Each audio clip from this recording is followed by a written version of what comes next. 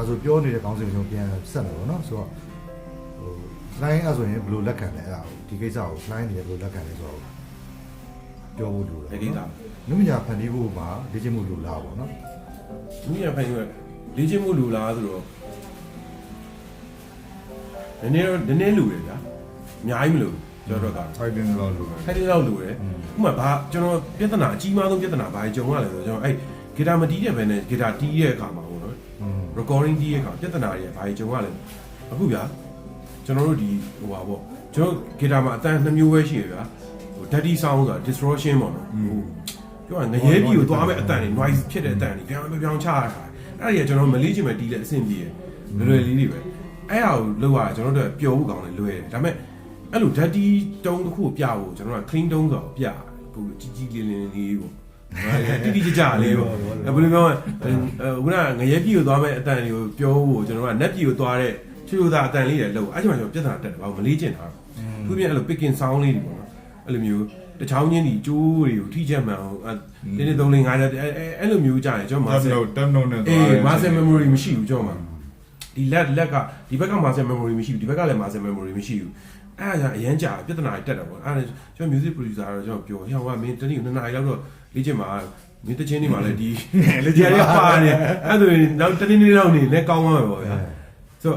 ့အဲ့လိုမျိုးလေးပြန်ကျင့်ရတော့ရှိတာပေါ့အဲ့ဆိုမို့လေလိုပါတယ်လက်ခံလိုက်လက်လိုတယ်ဟုတ်တယ်ဒါပေမဲ့ကျွန်တော်ဖန်တီးမှုတူတူဖန်တီးမှုတစ်ခုမှာဟိုဖြစ်တော့လွတ်ချလိုက်လို့ရတယ်ကိုဒီဟာတီးရဲ့အတီးစိတ်ကရှိတယ်ဒါပေမဲ့ကျွန်တော်အလုပ်လုပ်အချိန်မှာကြာများတော့မတီးစိတ်ကိုဟိုဖြစ်ပြီးလုပ်ပေးကြတာပေါ့နော်ကျွန်တော်ဆိုလို့ဟိုခုဖြစ်နေတဲ့ကြာတစ်ခုကိုကျွန်တော်ဒီ canvas ကိုကျွန်တော်တင်လိုက်တယ်ဆိုတာမျိုးကကျန်တဲ့ဘာ rules မှမရှိဘူးဘာမှမရှိဘူးဗျာအဲ့လိုပေါ့ဗျာဟုတ်အဲ့လိုဆိုဒါပေမဲ့လေဟိုဒီပုံတစ်ခုရေးဖို့ပေါ့နော်ကျွန်တော် express လုပ်ရမှာ express လုပ်ဖို့အတွက်ကြာဒီဟာကိုဒီလိုမ express လုပ်နိုင်ဖို့အတွက်ကြာဒီတိုင်းမဖြစ်နိုင်ဘူးဗျာနော်ကျွန်တော်တို့မှာဒီဟာနဲ့ပတ်သက်ပြီးဥပမာဟိုအသီးလုံးဆွဲခြင်းတော့ကျွန်တော်ဒီအလင်းမောင်သဘောတရားတွေပါညာတူသဘောတရားနားလည်မှဒီအသီးဆိုရဲဟာမျိုးကျွန်တော်ပြန်ပေါ်ပြလို့ရမှာဒီတော့အဲ့လိုမျိုးပေါ့ပြန်ပေါ်ပြတဲ့နေရာမှာကျတော့လိုပဲဒါပေမဲ့ပေါ်ပြတော့ကိုကြိုက်လို့ကိုလုံးချင်းလို့ပေါ်ပြခြင်းလို့ပေါ်ပြလို့ဒါတော့ခု creation တွေပါလာပြီဆိုအဲ့ creation မှာခုနပြောသလိုအဲ့မှာမျိုးပြောချိုးပေါက်တဲ့ကိစ္စတွေပါလာတာပေါ့ဒီမှာဟိုပုံမှန်လိုကတော့သူကဟို theory ကဘယ်လိုသွားတယ်ဆိုတဲ့ဟာတွေကိုကိုယ့်အကူချိုးပေါက်ပြီးတော့ပေါ်ပြပလိုက်တယ်ဖြစ်ရင်ဖြစ်နေတယ်ဒါပေမဲ့ဒါတွေအားလုံးကဟိုလေ့ကျင့်ထားခဲ့လို့ဟုတ်လားဒါတွေအားလုံးဘယ်လိုပြောရမလဲလေ့လာထားခဲ့ပြောလေ့ကျင့်ထားခဲ့ပြောရမလားပေါ့နော်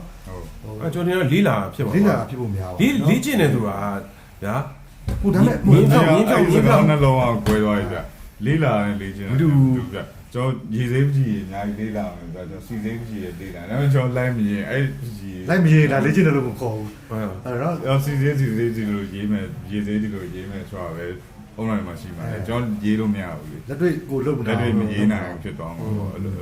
ဆိုတာကြာလေးလာနဲ့လေ့ကျင့်တာနဲ့ကြာတယ်လေ့ကျင့်ရမယ့်အနုပညာလေ့ကျင့်ရမယ့် line တွေတက်တက်ရှိရဗျာဥပမာတကယ် realism တွေဆွဲမယ်သိရမလားတကယ်ဟိုပုံတူပေါ့နော်အဲ့လိုဟာမျိုးတွေဆွဲမယ်ဆိုတော့လိုခုနကပြော abstract ပေါ့ abstract ဖြစ်တဲ့ဟာကြာတယ်ကျွန်တော်ထင်တာတော့မလိုဘူးထင်တာပဲအဲ့ဟိုလေ့ကျင့်တဲ့လူတွေကလည်း abstract မဆွဲပါဘူးဆွဲလို့လားသူတို့ကြာတယ်တမျိုးပြောဥပမာနာမိုင်းဆိုင်ရာပုံစံမျိုးဒီစိတ်ကိုလေ့ကျင့်နိုင်တာတော့ဂျက်ဆင်ဘောလောက်တစ်ခါပြောလို့ပဲပေါ့သူဒီပကြီးရောအဆက်တွေချကြမီတန်းနေ6ချနေတယ်ဆိုရင်လူတွေမြန်မာသူအဲ့ဂျမီတန်းနေချသူဘယ်လိုပြောလဲဆိုတော့ဒီသူအဆက် canvas ပေါ်ချလိုက်တယ်မှာသူမသိဘဲနဲ့ချသွားတယ်စေးဆက်ဆောင်မရှိဘူးပြသူ canvas ပေါ်အဲ့လိုပေါ့နော်အဲ့ကြဘယ်လိုလုပ်ဘလို့အဲ့ကြဟုတ်ရှောက်လို့တယ်လို့မြင်လို့ရဒါပေမဲ့သူ့အနေနဲ့တော့ရှောက်လို့တာအပြင်ကဟိုမသိရလူတယောက်ချင်းတော့ရှောက်လို့နေပေါ့နော်ဒါပေမဲ့ဒါပြောနေတာမျိုးပြောတာသူလေ့ကျင့်ထားတာပေါ့အဲ့လိုလေ့ကျင့်တာရှောက်လို့ကိုလေ့ကျင့်စိတ်ရသွားတဲ့ပုံစံမျိုးဖြစ်သွားတယ်စိတ်ရတာအဲဒီဟာလို့ဖို့တော့သူစိတ်ကိုသူလေ့ကျင့်တယ်အဲ့တော့သူဘယ်လိုဒုက္ခရှောက်လို့နေရတာမဟုတ်ဘူးကွာပြောနေတာနော်ဆိုဒါသူတို့ပြောနေတာတော့ဗျာဒါသူတို့ဟိုပါတော့ပကြီးမှာပဲဖြစ်ဖြစ်ကျွန်တော်ဂီတမှာပဲဖြစ်တခြားဟိုဒီအတားတွေပိုင်းနဲ့တရုပ်ဆောင်တွေပိုင်းနဲ့ပတ်သက်လို့အပိုင်းပဲဖြစ်တရုပ်ဆောင်ပိုင်းမှာဆိုတော့ကျွန်တော်လေ့ကျင့်မှုတော့လိုတယ်ထင်တာပဲကျွန်တော်ရွေချက်ရှိလောက်တာဟုတ်တယ်ချောက်လို့တာတော့မဟုတ်ဘူးဗျာချောက်လို့တာတော့မဟုတ်ဘူးเนาะဒါရွေချက်ရှိတယ်ဗျာပြီးရင်သူ့ရဲ့ဝမ်းစာတွေပါတယ်ဗျာသူလေ့လာထားတဲ့သူတိမှတ်ထားတဲ့ဝမ်းစာတွေပါတယ်ပေါ့နော်ဒါတွေမသိဘဲနဲ့တော့လုံးလို့မရဘူးလို့ကျွန်တော်မြင်တယ်ပေါ့နော်ပြီးရင်နောက်တစ်ခုကဟိုကျွန်တော်ဆိုဒါကျွန်တော်ဆိုတဲ့ခုဒါခါပါတော့ပကြီးလေးကျွန်တော် never ရေးရပေါ့နော်ရေးတယ်ဆိုတော့အဲရေးတဲ့ပုံမှာ ကျွန်တော်တင်ယူထားတာမဟုတ်ဘူးဗျာနော်ဘယ်တင်တန်းမှာလည်းကျွန်တော်ပကြီးတင်တန်းလည်းမတက်ဘူးဆိုတော့တင်ယူထားတာမဟုတ်တော့ကျွန်တော်မှအခက်အခဲရှိတယ်ခုနကမျိုးပြောသလိုပေါ့ဟိုမှာကိုစိတ်ခံစားနေတဲ့အရာတစ်ခုကိုချပြဖို့ဒီဟာကိုဖော်ထုတ်ဖို့ဒီဟာကိုဖန်တီးဖို့အတွက်တခါတည်းချို့ဟိုဒီတုံးစီနားလည်ဖို့လိုတယ် perspective တွေကိုနားလည်ဖို့လိုတယ်ဆိုအဲ့ဒါတွေနားမလည်ပဲ အဲ့ဒါအုံနောက်ကြီးနေ ဟေး အုံနောက်ကြီး အုံနောက်ကြီးတယ် အုံနောက် အုံနောက်ကြီးပါနေလားအဲ့ဒါနော် အမှကမင်းတိမှုကြီးပါနေမသိမှာမင်းဒီညမှာဒီ skill နဲ့လောက်ရမယ် အဲ့ဆိုရင်တော့ဒါဆိုရင်ကျွန်တော်ပြောမယ်ပြန်ပြောကြဆိုရင်ကျွန်တော်ဟိုရှေ့ကိုပြန်သွားမယ်ဆိုဟိုရှေ့ခစ်တွေကိုပြန်သွားမယ်ဆိုနိုင်ငံစည်းပကြီးပါလေဒီအနုပညာလို့ကျွန်တော်ပြောလို့ရတယ် ရတာပေါ့ ရပါတော့နော် ရသူတို့လည်း သူတို့အနုပညာ ဟုတ်တယ်သူ သူတို့လေ့ကျင့်ထားခဲ့တာ ကဘာဦးနုပညာပဲ သူတို့လေ့ကျင့်ထားခဲ့တာဆိုရင် လေ့ကျင့်ကားခဲ့ဆိုတော့သူရေးချင်းနဲ့သူကလေ့ကျင့်မှုပုံစံကိုဖြစ်သွားတာအမဲလိုက်သွားတယ်ဒီအကောင်တွေကိုရေးကြတယ်သူတို့တတ်တဲ့ဖြတ်တဲ့ဒီလိုမဲလိုက်တဲ့ပုံတွေကြောင်းနေမှာသွေးတို့တိရစ္ဆာန်သွေးတို့ပါသူပြန်ရေးကြတာအဲ့လိုရေးချင်းနဲ့လေတဖြည်းဖြည်းပြောင်းလဲလာတယ်အဲ့လိုပေါ့ဟိုဒီအောင်လုံနေနဲ့ကိုကပြန်ပြန်ရှာတွေ့ အဲ့ဒါအုံနောက်ကြီးပါလာအဲ့အုံနောက်ကြီးပါလာဘာလို့ဆိုအဲ့ဒါလေသူတို့ခက်ကသူတို့ဖန်တီးခဲ့တဲ့ဟာကြီးလေ့ကျင့်မှုမပါဘူးလို့ကျွန်တော်မြင်တယ်ဟုတ်လားသူတို့ကဒီကောင်တစ်ခုကိုဆွဲဖို့သူလေ့ကျင့်ပြီးဆွဲခဲ့တာမဟုတ်ဘူးမြင်တဲ့အတိုင်းပဲသူတို့လုပ်ခဲ့တာ expression နော်သူတို့ expression ရလုပ်ခဲ့တာပဲဆိုတော့အဲ့ဒီဟာတွေကလေ့ကျင့်ပြီးလုပ်ခဲ့တဲ့ဟာတွေမဟုတ်ဘူးဒါပေမဲ့ဒါတွေကိုလည်းကျွန်တော်တို့ကအနုပညာလို့တတ်မှတ်လို့ရတယ်အနုပညာလို့ယူဆပြီးကျွန်တော်တို့လက်ခံတယ်ဆိုရင်ကျွန်တော်တို့အဲ့ဒါကိုပိုကောင်းဖန်တီးချင်ကြတာလူတွေကတဲ့နော်အဲ့ဒီပိုကောင်းလာအောင်စနစ်တကျဖြစ်လာအောင်ဆိုတော့ဒီစနစ်တွေပေါင်းတွေပါလာအဲ့ဒီပေါင်းတွေပါလာတယ်အဲ့ပြောရင်ကောင်းလို့ပါတဲ့ကျောင်းတွေပါလာပြီတင်တန်းတွေပါလာဆိုတော့နုပညာဖန်တီးကိုကျောင်းသွားတက်မှာလားဒီဟိုတင်တော့တက်ဖို့လိုလားအရင်တော့ကဒီနုပညာဆိုတာကြီးကိုနုပညာလို့မတတ်မှတ်ခင်ရရောလေ့ကျင့်ပြီးလုပ်ခဲ့ရတာမဟုတ်ဘူးနော်အဲ့ဒီမှာမျောနှင်းချက်တွေမရှိခဲ့ကြဘူးတဲ့မှာအုံနောက်တွေခံစားချက်တွေမရှိခဲ့ကြဘူးတို့တရားတွေစိတ်တရားဟောကိုပေါ်ပြဖို့လုပ်တာပေါ့နော်ဆိုအဲ့ဒါကိုကျွန်တော်တို့ကအနုပညာလို့ခံယူမယ်ဆိုရင်လေ့ကျင့်ဖို့မလိုဘူးနော်ဟုတ်တယ်ဆိုအဲ့ဒါကတော့အနုပညာမဟုတ်ဘူးကွာလုပ်ချင်ရရှောက်လုပ်ထားတာပါလို့ပြောမယ်ဆိုရင်တော့အနုပညာသည်ခုနပြောသလိုဟိုစပင်းတစ်ပြင်းစားဒီကျွန်တော်မြင်တော့ဒီလိုမြင်ဥပမာမင်းစိတ်တရားကိုမကြိုက်လို့ပေါ်ပြလို့ရပကြီးနဲ့ကအနုပညာဂီတနဲ့ပေါ်ကြိုက်လို့ပေါ်ပြလို့ရအဲ့မဲ့လူတွေလက်ခံခြင်းဆိုတဲ့ဟာကြီးတစ်ခုကိုမင်းတွေးမယ်ဆိုရင်တော့အဲ့နီးစနစ်တွေပါရထက်လို့လာပြီလူတွေအားလုံးနားလည်နိုင်မယ်ပေါင်းကူတကားတစ်ခုလို့အဲ့မှာနီးပညာပူကောင်းတယ်ဆိုတာလေဗျာလူတွေတက်ပူကောင်းတာကိုယ့်တက်ပူကောင်းရလားကြည့်မဲ့လူတွေတက်ပူကောင်းခံစားမဲ့လူတွေတက်ပူကောင်းရလားအဲ့မိကုန်းနေရရှိလားဒီတော့ကိုတော့ပူကောင်းလုပ်ကြပါလေသူအတ္တပါဒီကလေနော်ဆိုအဲ့ရောနော်ခင်ဗျားတို့စဉ်းစားရတော့လည်းခက်တယ်ခင်ဗျားတို့ခုဆိုတာခင်ဗျားတို့ကတော့ထားပါတော့ခင်ဗျားဆိုရင်ပကြီးနဲ့ပတ်သက်တဲ့ဟာလုပ်နေတယ်လို့ပြောလို့ရတယ်ပေါ့နော်သူဆိုရင် music နဲ့ပတ်သက်တာလုပ်နေတယ်ကျွန်တော်အချမ်းမြဲဖွဲလို့ရတယ်ပေါ့နေရာတော့ပကြီးလည်းရေးတယ် music လည်းလုပ်ကြပါတယ်ဒါပေမဲ့ဟိုနော် main အဓိကလုပ်ဖြစ်နေတဲ့ professional ပုံစံမျိုးသွားနေတာမြင့်မို့ဆိုရင်ပကြီးနဲ့ပတ်သက်တဲ့ဟာသွားနေတယ်လို့လက်ရှိခံလို့ရတယ်အဲ့တော့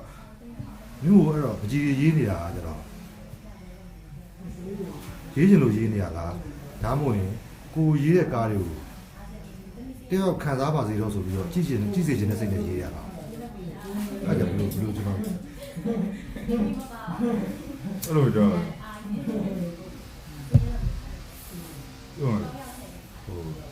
ဒီကဖြီချပြလိုက်တာပေါ့ဖောက်ထုတ်ပြလိုက်တာကျွန်တော် chaos ဘောက chaos ဖြစ်နေ chaos theory ပေါ့ဗျာပြန်လာနေတာအဲ့ပြန်လာလို့ပြန်ကြောင်းပြန်လာဆိုရင်တော့ဖောက်ချတာပဲဒါပေမဲ့ဖောက်ချတဲ့နေရာမှာလည်းသူကကျွန်တော်ခဏပြောဆိုပေါင်းကူသားလေးပေါ့ဗျာအဲ့စင်လေးစင်ရတော့ရတယ်ဗျာဟိုဘာနဲ့လို့ရင်ဘာထွက်လာမယ်ဆိုတဲ့ဟာမျိုးပေါ့အဲ့မျိုးကြတော့မလုပ်ခင်လည်းမရဘူးကျွန်တော်ဟိုမှာဟင်းချက်တွေပဲထားပါအောင်တော့ဗျာအချင်းနဲ့ငံနဲ့အဆက်နဲ့ပေါင်းမယ်ဒါမှမဟုတ်လည်းကျွန်တော်အချိုနဲ့ချင်းနဲ့ပေါင်းရှောက်လို့မရဘူးအဲ့လိုမျိုးပေါ့ဘာထွက်လာမလဲဆိုတဲ့ဟာသူ့ရဲ့ theory လေးတော့ရှိတယ်ရှိတယ်မဟုတ်လေကျွန်တော်ပြောချင်တာမျိုးခုဒါကျွန်တော်ဟိုခေါင်းစဉ်နဲ့မဆိုင်တော့ဘူးပေါ့နော်ကျွန်တော်အဲ့ခေါင်းစဉ်ကိုပြန်ကောက်ချင်လို့ပြောတာအဓိကဘာခေါင်းစဉ်ပြန်ကောက်ချင်ကျွန်တော်လည်းဒါပြန်ဖြည့်ရှားနေကျွန်တော်ဒါပြောနေကျွန်တော်တို့ပြောနေတယ်ကျွန်တော်ဖြည့်ရှားနေရပဲဆိုတော့ဟိုမြင့်မို့ရေးနေရတာတွေကဟိုမြင့်မို့ကိုနိုင်ရေးချင်လို့ရေးနေရတာသို့မဟုတ်တော့ရေးချင်လို့ရေးရအေးတယောက်ခံစားပါလို့ရေးရတာမဟုတ်ဘူးကိုယ့်ကိုရေးချင်လို့ရေးနေရနော်ရေးတဲ့ဟာကမှခံစားတဲ့ကိစ္စကသူကနောက်မှပါတာမြင်လို့သူတို့ကလူပုဂ္ဂိုလ်ဒါလည်းခံစားရတဲ့လူကတော့တယောက်ချင်းစီတို့ဘောကိုလိုက်ခွဲပြသွားမှာဟုတ်နော်ဒီတော့ကတော့ကျွန်တော်တိတ်ပြီးတော့ခေါင်းထဲမှာမတွေးထားဘူးဒီကကျွန်တော်လုံးချင်တာကျွန်တော်လုံးလဲကျွန်တော်စိတ်ထဲရှိတဲ့အချိန်ပေါ့ဒီအချိန်မှာဒီစိတ်ကလေးရှိနေဒီစိတ်ကလေးကိုအဲ့ပေါ်ပြစ်တင်လိုက်လေပေါ့နော်ကဲ အဲ့တော့ပြောပြန်ကျွန်တော်တို့ဘာဆက်လုပ်ကြမလဲပေါ့နော်သူတို့ဘာတွေဆက်ပြောမလဲကိုမြင့်မို့ဘာတွေဆက်ပြောမလဲကိုစလိုင်းဘာတွေဆက်ပြောမလဲနောက်ရက်မှာကျွန်တော်ထပ်ပြီးတော့ဒီကိစ္စတွေကိုထပ်ပြီးတော့ကျွန်တော်ပြောကြမယ်ဆိုကြမယ်ဆွေးနွေးကြမယ်ပေါ့နော်ဆိုဒီရက်မှာနားထောင်ရတဲ့တခုနားထဲမှာကန့်လန့်ဖြစ်သွားတာအဆင်မပြေတာရှိခဲ့ရင်လည်းဝင်ပြီးတော့ကွန်မန့်ရေးပေးလို့ရပါတယ်ဝင်ပြီးတော့ဆွေးနွေးလို့ရပါတယ်အားလုံးကိုကြိုဆိုပါတယ်ကျွန်တော်ဒီနေ့ volume 2ကိုတော့ဒီလောက်နဲ့ပဲအဆုံးသတ်လိုက်ပါမယ်နောက်နေ့ volume 3ကိုကျွန်တော်ထပ်ပြီးတော့တင်ဆက်ပေးဖို့ပြင်ဆင်ထားပါမယ်ခင်ဗျာအဲ့တော့ဒီမှာတခုခုပြောချင်တာလေးရှိရင်ကွန်မန့်အားလုံးကွန်မန့်ထဲမှာဝင်ပြောလို့ရပါတယ်ဆိုတာလေးကိုဖိတ်ခေါ်ပါတယ်ဗျာအားလုံးကျေးဇူးတင်ပါတယ် Symphony ကနေအပတ်စဉ်တင်ဆက်ပေးနေတဲ့ကျွန်တော် Sandy Talk အစီအစဉ်လေးဖြစ်ပါတယ်ခင်ဗျာအားလုံးကျေးဇူးပါ